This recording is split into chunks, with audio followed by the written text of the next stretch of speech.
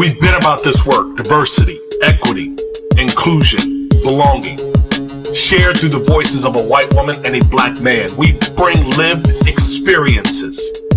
We have pursued D&I progress for most of our professional lives. We use Crazy and the King to cover news, tips from colleagues, and host incredible guests. Listeners, count on Julie and I to transparently drive the conversation. We thank you for rocking with us. Check it. Julie, kick off the show.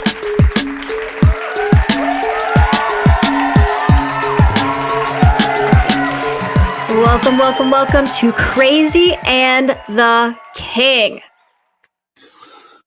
Hold on. It's kind of slick there. Been practicing my radio voice. Yeah, I understand. I see. I like that. I like you. We got something new. Can we tell them? Can we tell them like the new hexy colors and all? We gotta wait. Let's wait till next week. Till next all week. Right, I think next week we have 3 big announcements. That's what I'm saying. 3.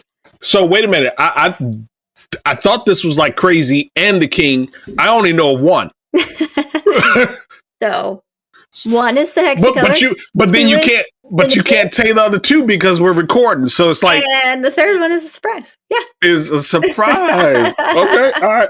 You see, everybody out there listening. You see how this is? Like literally, Jay is in charge. Like I absolutely and from the very beginning. You remember when I said that? I was like, look, I just want you to be in charge. All I want to do is come and record. I don't want no responsibility outside of pushing the record button, plugging in the microphone, pushing the on button, and being ready to rock and roll every single week. And you've been holding us down for a couple of years. So I'm going to be surprised with everybody else. You don't even have to tell me. I'm good with that. Okay. Deal. Yeah, I'm good with that. Vaccine mandates. So we had a little tiff over the weekend. I'm not a part of this week. That was you all. I mean, there's this dude out there in the universe by the name of Chad Sowash and Matt Stubbs. Actually, there are these 2 dudes, and they tried to gang up on me a little bit. And I was smiling over here in Charm City. I was like, oh, they trying to flex on me. I said, oh, this joker done sent me a whole URL with all of the vaccines and whatnot. And then Julie, let me tell you, it was funny because I was on my laptop and I was like, all right, well, let me just click this link. He flexing on me. That's cool. Drill sergeant style. He flexing. I got it.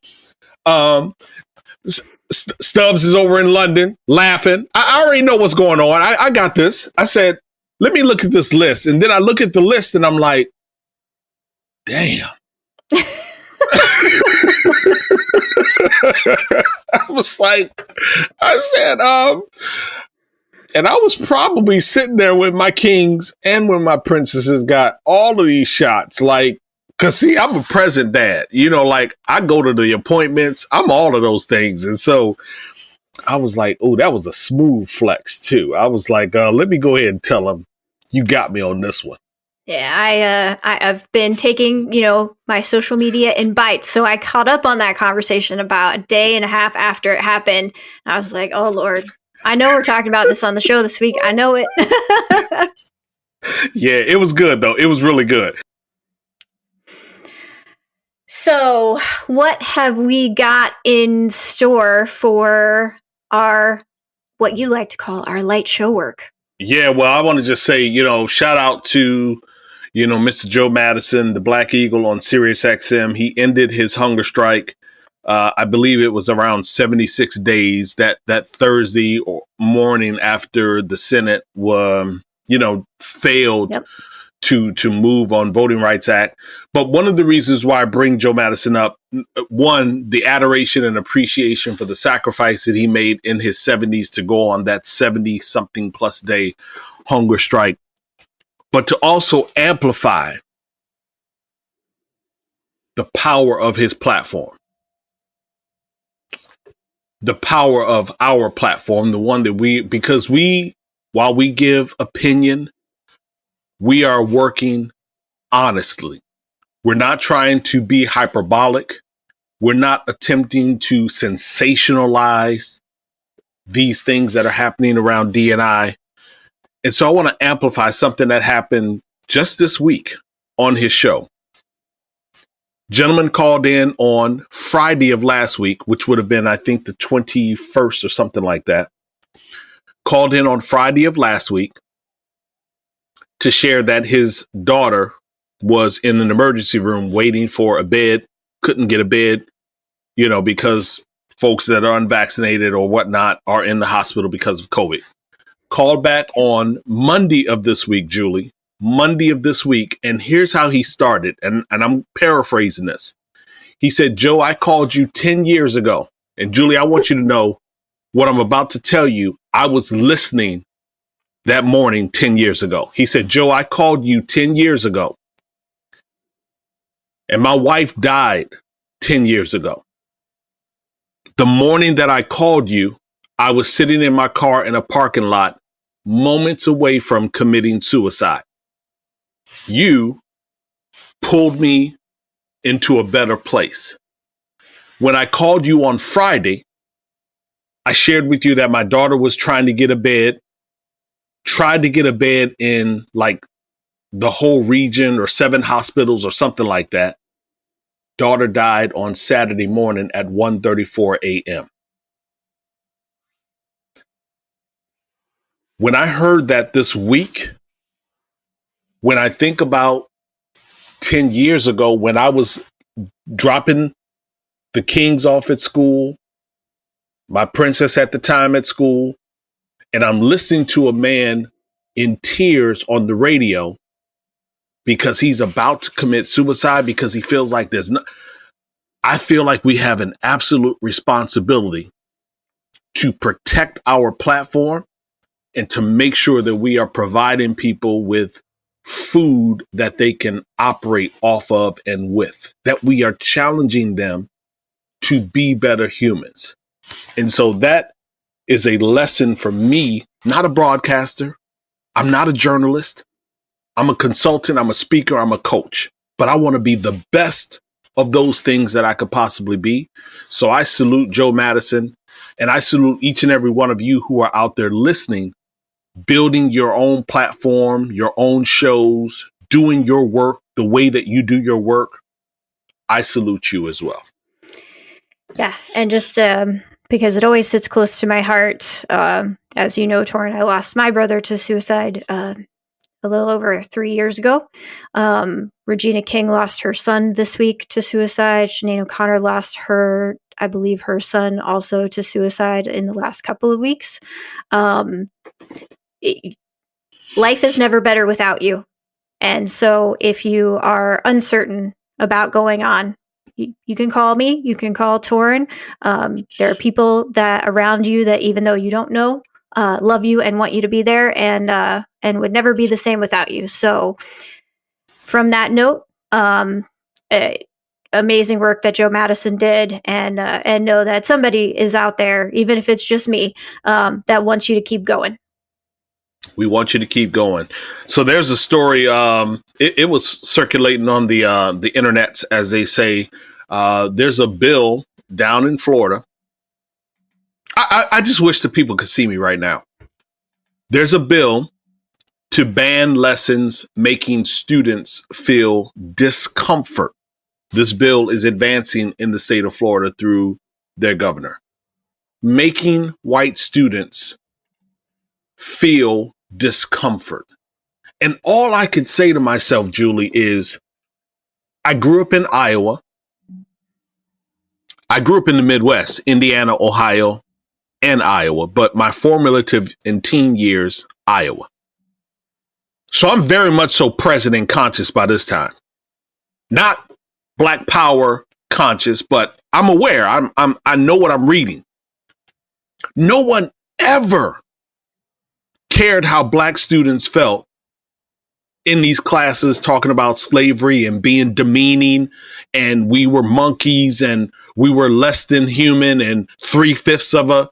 Nobody ever cared about how we felt. And in some ways, Julie, they still don't give a fuck how we care. No, I mean, I agree. I think, you try to stay apolitical a lot of times, but this week we've seen again that the Republicans are saying the quiet parts out loud. So in Indiana, we have a similar bill that's in process.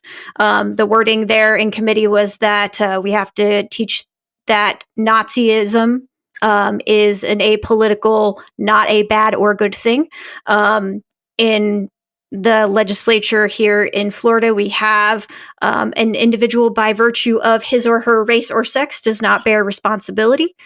And then we have Mitch McConnell, who stated, I believe it was on Friday, that Black Americans vote just as regularly as Americans. Americans. And Americans. And that's what we're seeing over and over from this party, and making stands like Joe Madison made, making the work that we do all that much more important to make sure that people are aware about how this is going to impact Black America, but more than just Black America, all of us. Absolutely. And, you know, I have no cut card when it comes to politics. Like, I'm not a person who's stomping for politicians. That's just not my thing. I have a certain level of respect for all of them. I have a certain level of disappointment for all of them. I just want them to show up and be civil and be honest about the work that they are doing. Like, let's make some sense. Like, I know some incredibly talented, smooth, I would go out and have a drink with Republicans. Like, I absolutely do. Some are friends. It's just that the lunacy of some of these things that are being pronounced in such bold and visible ways. I want to use the word daunting. That's not the right word. I don't, it's just tiresome. It is. It's just tiresome to, and you find yourself sometimes, Julie, saying, well, do I respond on social? Do I just not get into it? You know what I'm saying? Do I just not even comment? Because it's just tiresome. That's all I can say. Yeah. And the reality is that they will use these type of anti-critical race theory bills to, create more acceptance of false narratives and allow hate to spread even further, right? So we had 2 examples of antisemitism this week that just came up in my feed. So an 8-year-old Jewish child was both threatened and spit on outside of his synagogue.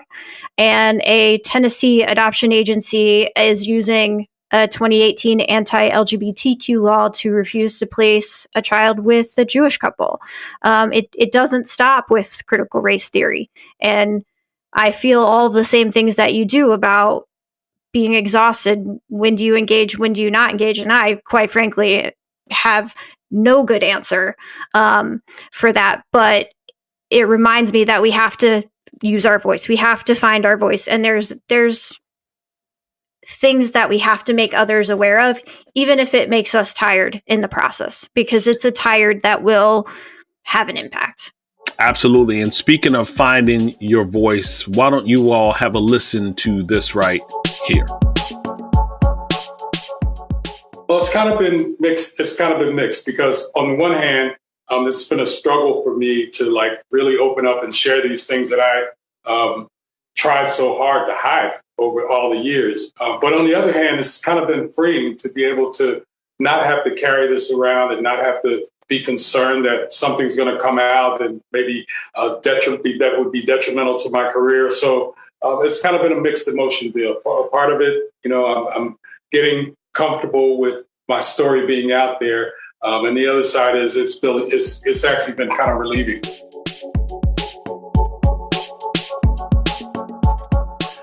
So that is Larry Miller. And to kind of take it to another level, a higher and more positive level in the show, that is Larry Miller. And Larry Miller is the current president of the Jordan brand within Nike. And Larry Miller has a book out. The book is titled Jump: My Secret Journey from the Streets to the Boardroom. Now, here's what's really interesting. He's commenting on his life as a gang member in his teens. And I feel like we said something just last week, or maybe it was the week before. This year, I feel like we've reminded people that second chances are a beautiful thing. When we did that story, earlier in the year, second chances, giving people another opportunity. Larry Miller committed murder when he was 16, served just under a decade in prison, and is now the president of the Jordan brand with Nike. That's not the only executive role he's had. He had an executive role, I want to say, with the Portland Trail Blazers, one of the basketball teams as well. Like, definitely he has a good life.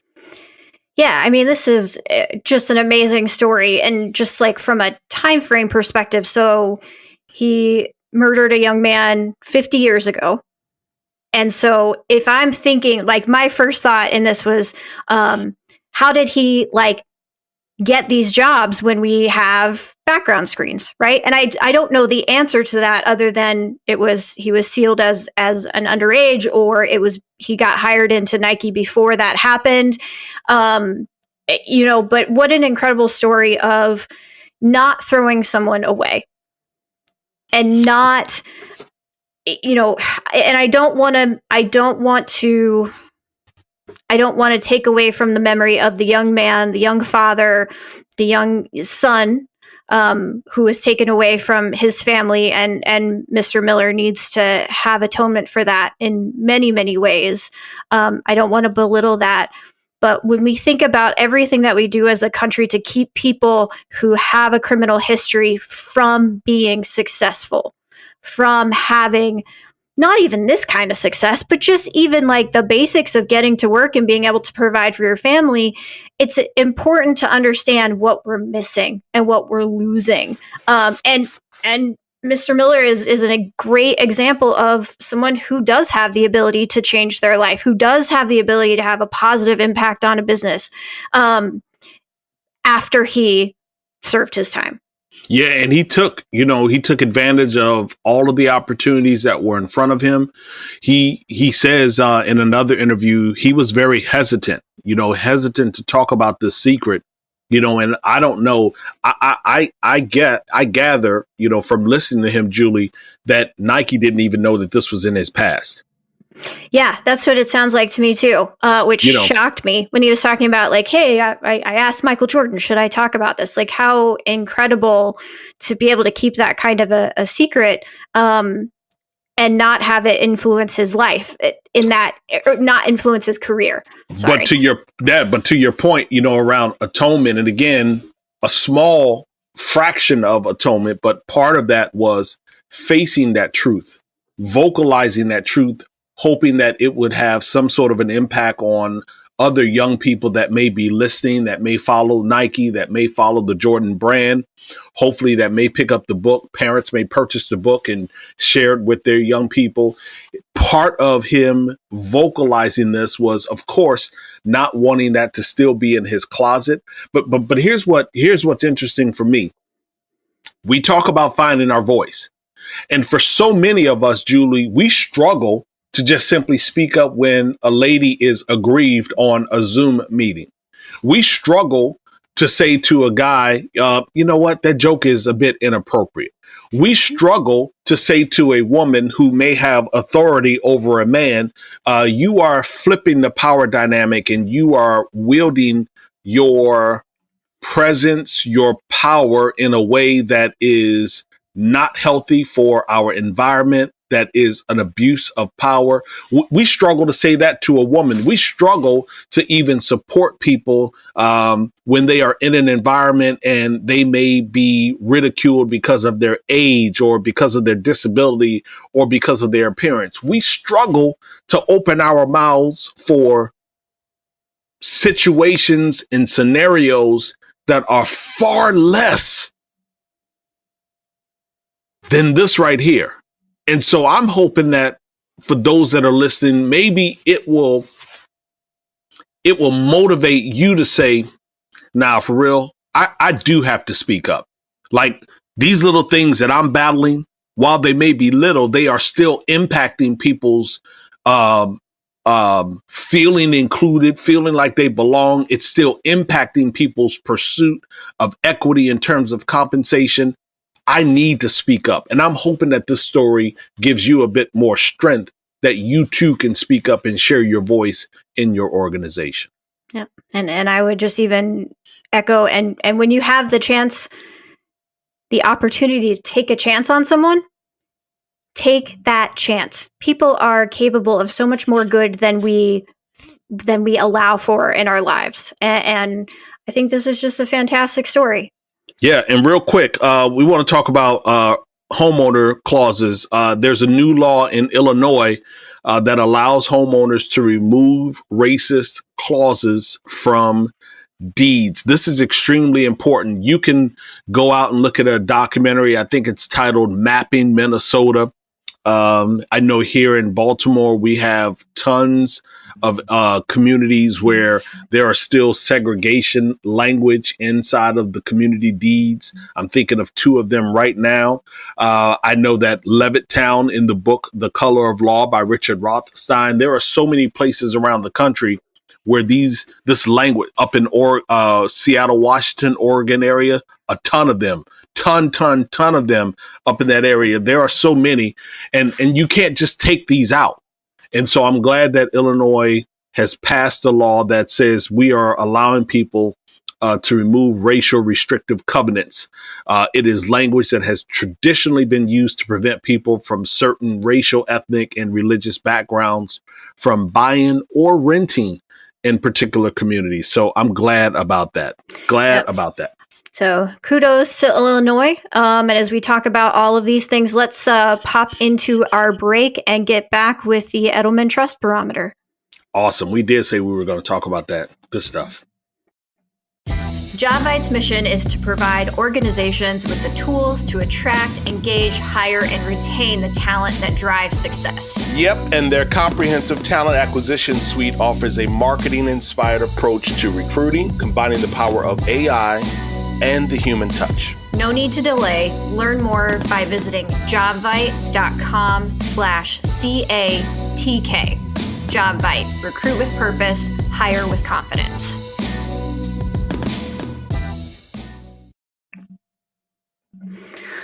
All right, so for the third, maybe the fourth, I think maybe the fourth year in a row, we are going to spend some time on the Edelman Trust Barometer. And this is something that you introduced me to when we started our fun little journey on Crazy and the King.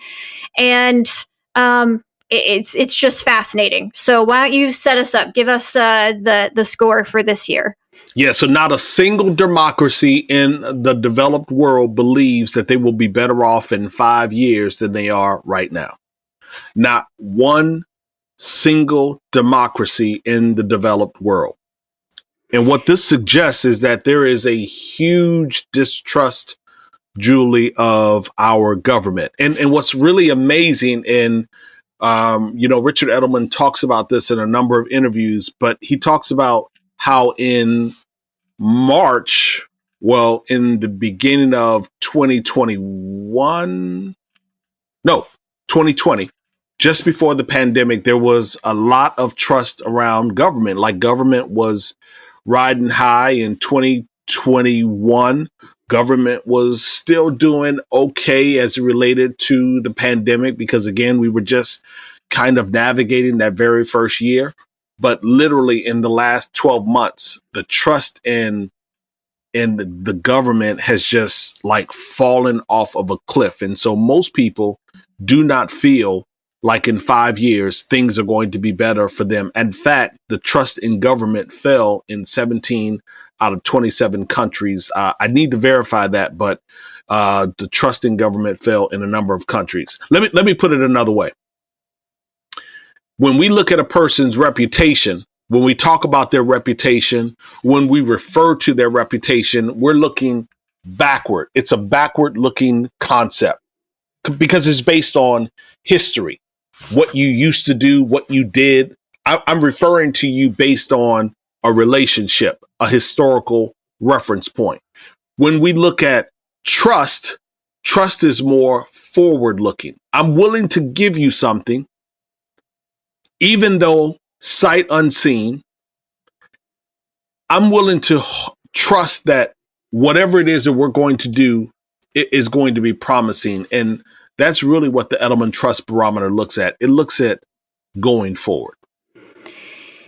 Yeah. And so, just to kind of lay a baseline for the Trust Barometer, it comes out every year. This year, 36,000 respondents from 28 countries participated. And, as you mentioned, basically 1 out of 2 respondents viewed both government and media as divisive forces in our society, which is actually, from an American perspective, backed up by a new poll this week, I believe, out from Pew Research Center, that 76% of Americans believed that America is in decline and moving the wrong direction.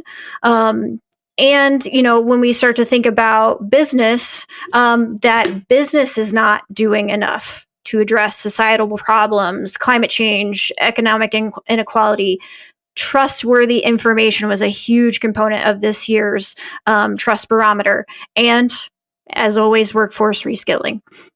But I'm curious, why do you think that is? Why do you think people want business to do more? Well, as I think kind of about the pillars of our society, right? We've got government institutions, businesses, NGO type organizations, and media. And media in the United States is really referred to as the fourth estate because it's supposed to keep the balance in the other pillars of our society and keep them trustworthy. And so as we see trust in 2 of those 4 pillars falling dramatically, society is going to start to look at the remainder and start to have that expectation that if my government is failing me, if my media outlet is failing me, I have to find someone to rely upon. And quite frankly, we're seeing it go to business and go to NGOs to start to pick up that and hopefully break that cycle of mistrust. Yeah, and there's some music in the background, and I know what the producer's doing. Our producer's bringing in a little bit of a clip on Richard Edelman. He's talking a bit about how governments are losing their trust in businesses. People want more involvement from businesses and leaders. So let me just let the producer do what it is that he does.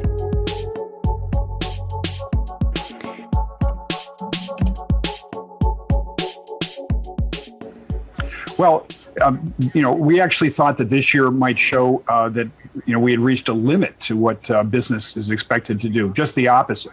By 5 to 1, people want more business involvement, whether it's in sustainability, race and diversity, upskilling, or wage levels. And all of those are within the remit of business to do. And what's exciting is also that there's a sense that, in fact, CEOs are supposed to be public faces on these issues, and that they need to speak up on behalf of their consumers, on behalf of the employees, and also that shareholders really care about companies standing up on issues.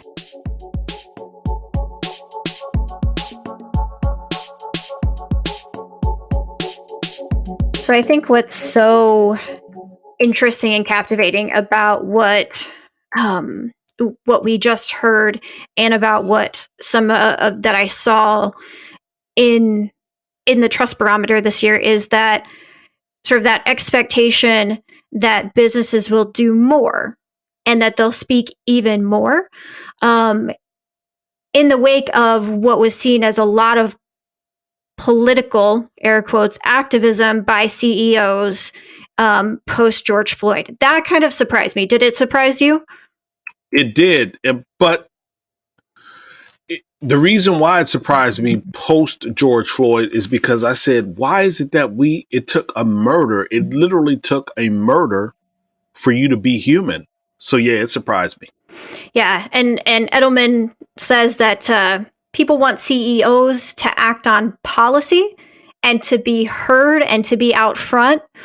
but they do want to keep it not politics.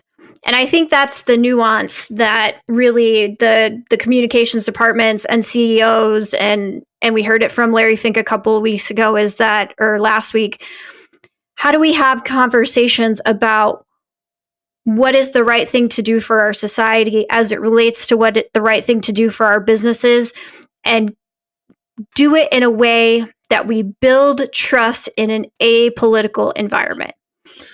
Yeah, one of the top 10 findings, it was absolutely that. Number 9 was societal leadership is now a core function of business. And it talks about, when people consider a job, 60% of employees want a CEO to speak out on controversial issues. And I talk about this often when I'm inside of, company mandates. Julie, I always ask them, do you have a communications rubric? Like, do you have a roadmap to help you distill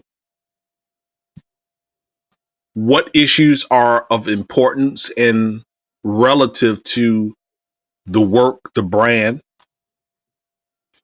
What issues are relative to perhaps the communities and geographies in where you are delivering your products and your services?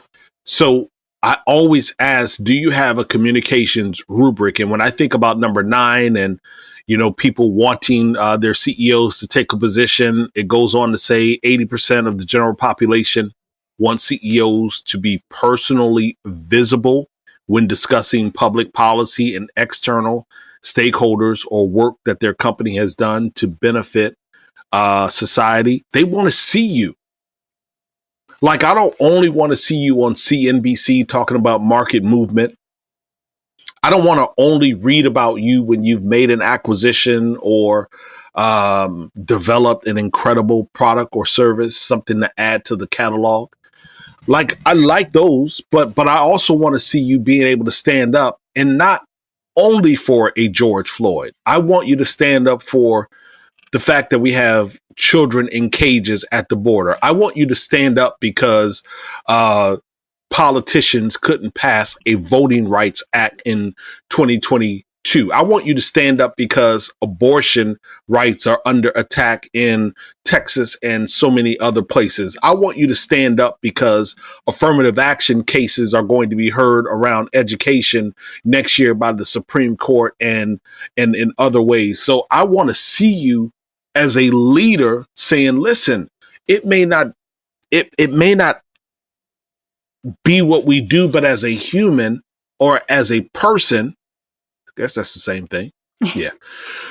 I want to see you stand up. That's what 80% of people say. We want to see you. So yep. I highly encourage, you don't have to be a leader to be able to digest the Edelman Trust Barometer, which is the reason why Julie and I dissect it. We talk about it. Well, we don't dissect it, but we at least talk about it, reference it often. And we absolutely try to spend time when the report comes out because I love it. I think it's got a lot of information in there, and it just kind of centers me to keep me reminded about what's important, how you show up. Yes. And that your money and your mouth have the same action. Don't forget that. When you're making contributions, when you're doing all those things, what you say and what you do have to match. Yeah, Becky, I'm going to mispronounce her name, Becky Frankowitz. She's the president over at the Manpower Group. She talks about, celebrating endings during this great realization. She doesn't call it resignation, a great realization. She says at Manpower, they are encouraging their clients to celebrate endings, meaning these are things that we're not going to do anymore, and let's celebrate them. Things like putting work over health, putting job over family. And she also talks about celebrating the ending of minimum and maximum wage for a required wage. That's one of those things that every single leader, every single CEO can stand up and talk about. Listen, we are going to do every single thing that we can to make sure that pay equity is rooted in our organization. Period.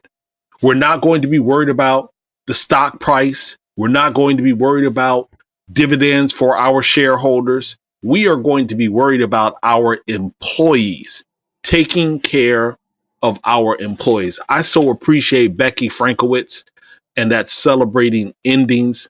And I just wonder, Julie, what's something that you would celebrate ending? What would be one thing that you would add to her list? I know I'm putting you on the spot, but what would be one thing that you would absolutely celebrate that we not do anymore? I would celebrate, I think, the end of fear, in terms of and risk in terms of how we think about hiring, and thinking about beginning to celebrate the humans on the other end of that hiring. The humans that are on the other end of that hiring. Okay. I would celebrate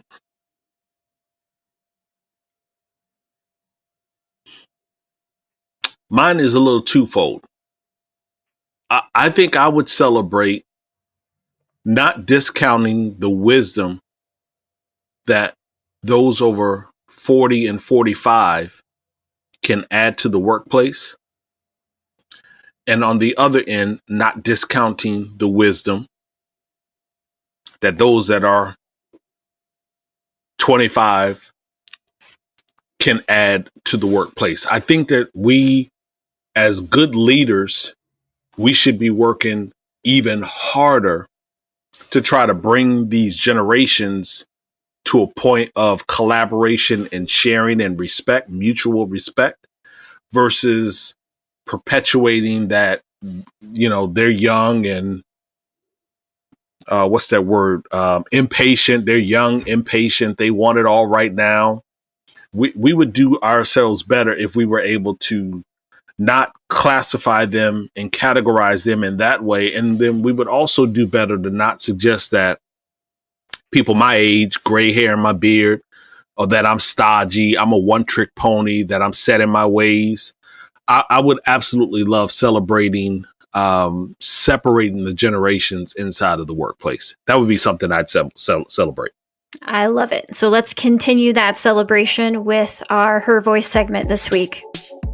Absolutely. And in Her Voice, we are always trying to amplify women that are making moves. Who do we have, Jay?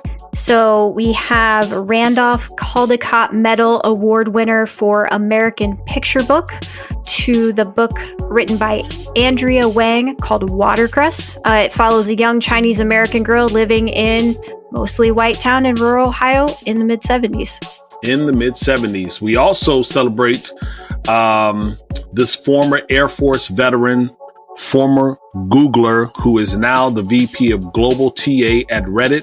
Her name is Carla H. McIntosh. Hats off to Miss McIntosh, who joined Reddit in January of 2022. And they actually have a leader who did something, after George Floyd stepped down from, the board of directors and said, we got to make way for other representations, other inclusion. And so I want my seat on the board to go to a person that has a different hue than me, a different experience than me. So shout out to Carla H. McIntosh, who joined Reddit in January of this year. Yeah, and a fun one to wrap up Her Voice for this week, TikTok creator Addison Rae, who has parlayed her social media presence into a movie and a makeup line, among other things. And Forbes has her earning $8.5 million last year. So that's like her voice, like, leveraging the platform in a way. You got TikTok? Oh, yeah. Okay. All right. I'm going to have to go check it out. Maybe you got to send me one of your TikToks. Let me see if you deserve to be making a couple of them, zeros that she's rocking. Because I don't have TikTok. So I don't, I don't make the TikToks. I just watch the TikToks. You watch the TikToks. Okay. Yes. Got it. Quote for the week. It seemed that the world stood still I looked out and I spoke to it. I haven't looked back. That was Amanda Gorman reflecting on her reading of the poem The Hill We Climb at President Joe Biden's inauguration 1 year ago, and why she almost didn't do it. Quick mention before we get out of here, Yvonne Hutchinson, she has a book that is coming out, How to Talk to Your Boss About Race.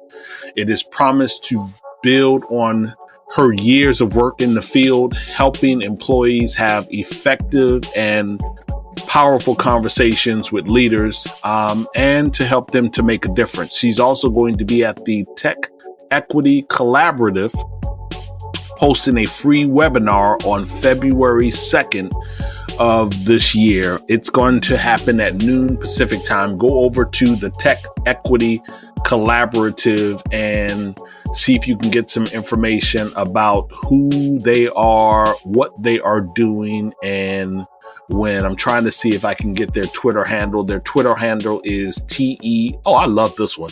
Their Twitter handle is TE Collab. TE Collab. How sweet is that? All right. A quick name drop for this week. Grammy Award winning and Hall of Fame musician and polio survivor Neil Young, who put a stake in the ground with Spotify this week, asking them to remove all of his music from their service until they stop supporting misinformation on vaccinations, called out specifically The Joe Rogan Show. We start and end the same exact way. I close reminding each and one of you to share the pod with your digital tribe and to find your voice. Be a better human. Let's create better culture, better teams, better workplaces. For now, Jay and I are Ghost. See ya.